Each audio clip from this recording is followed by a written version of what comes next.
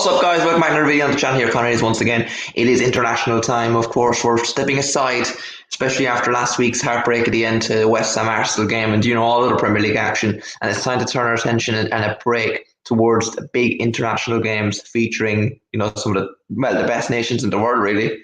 Ahead of the World Cup next year in Qatar. So, without further ado, let's just go straight into some of the fixtures and some of the predictions that I've made on them. So first up, we've got two of them this evening, and the earlier one is Belgium against Wales. And I've gone 3-1 Belgium here. I know Wales, I think, are missing Aaron Ramsey due to a small injury. Gareth Bale is in and out of form. And beside them, they genuinely have a championship/League One sort of team. They have a few upcoming players that are okay, but they just don't look like they're going to be up to scratch. And they're way further off than they were when they beat Belgium, I think it's the same scoreline in the Euros a few years ago. So I just think Belgium home advantage. They have some of the best players in the world. They've reached a World Cup semi-final last time, beating Brazil. And I just think they've way too much strength at home to beat. So yeah, 3-1 Belgium. Next game now involves my team and, of course, the Republic of Ireland. They face Serbia in, a really huge game in Serbia this evening because, Portugal will walk away with the group. If there's a second place for that playoff, Serbia and Ireland are going to battle it out. They're the two best teams left. And Ireland, I don't even know. Ireland haven't scored a goal since Stephen Kenny came in. They haven't won a game since he's come in. And they've no one in there. They've a lot of injuries. I don't see how Ireland get a result here, especially away from home. Even if we were at home, I wouldn't back because Serbia have a few good players in there. Of course, Milinkovic-Savic, Tadic and all of them. And, I just think we haven't got the best record over Serbia in years. And we just don't have high in confidence right now. So I'd have to go with the Serbia home advantage there. And I don't think we'll score against them. So, yeah, 2-0 Serbia in the game this evening. Next game now, it's more even involving in the game in Wembley, England against San Marino. And this is a bit of a mismatch, really. England, haven't been, they haven't reached their best yet that they have since the Golden Era. And San Marino, they've just been, they're whipping boys of any group they're going to be in. They've improved. They've definitely, that the League Nations helped them and all that, but I just think San Marino aren't the right match for England right now. I think they've a few good players. All right, they're missing injuries as well, the players, but they're in a really good place right now, and they've got a lot of good squad depth. And England at home, it's going to have to be an England win here. I think England will wipe the floor with them. I think Lingard will get his first goal for England.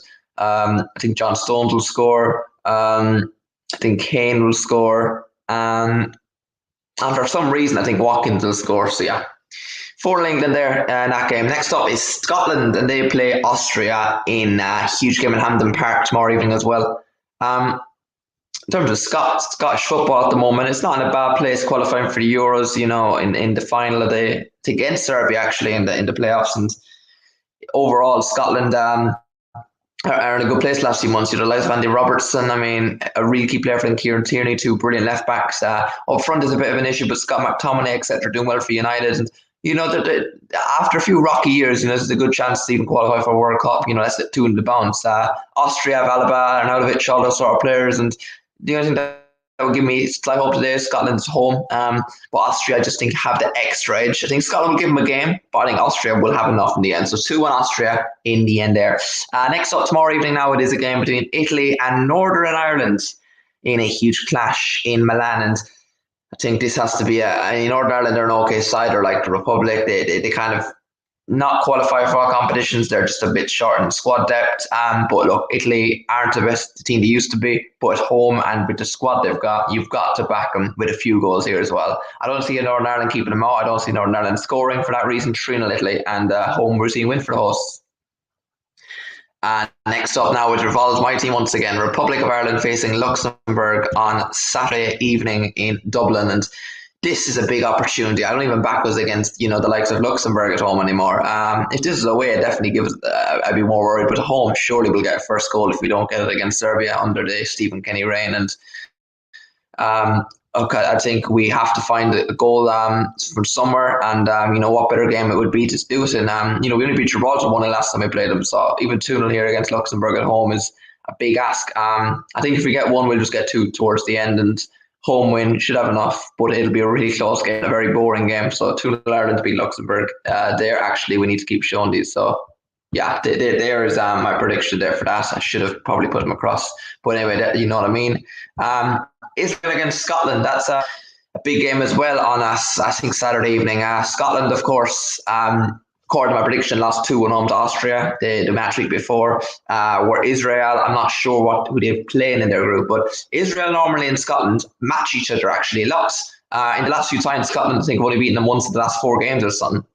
And Scotland beat them to the PIP, to the playoffs for the Euros last time out too. So it'll be a really close game. Israel at home, tough place to go for Scotland. And, they're going to be down if they lose their first game or even draw it. So it's an interesting game, really. I mean, Kazakhstan even beat Scotland and they qualified for the Euros. Somehow Scotland got there in the end.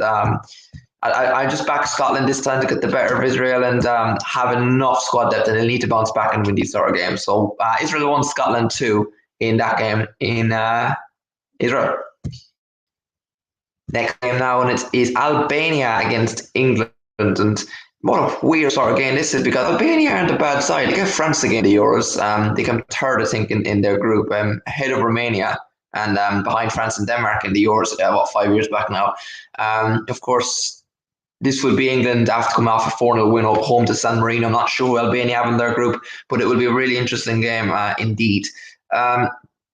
I think England should have enough still. I don't think they'll hammer them like San Marino, and their defence is shaky England. But I think Albania will have enough to score one. And England will have a mistake, and I think they'll have enough players to score a few goals, and they're away from home. So England 3, Albania 1 there, as shown on the screen.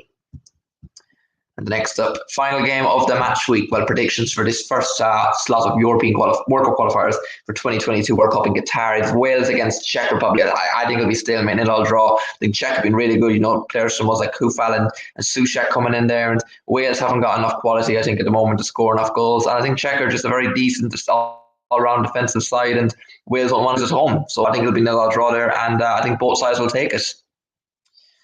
So, but is my predictions for the national fixtures and international fixtures during the week. Hope you did enjoy, and we'll be back if this video can get 10 likes. We'll be back for another round of predictions the weekend for next week's predictions for the international results. We'll also have a weekly podcast addressing the internationals and West Ham after this, probably tomorrow. Until then, guys, take care, enjoy, and see you next time. Peace. I'm out.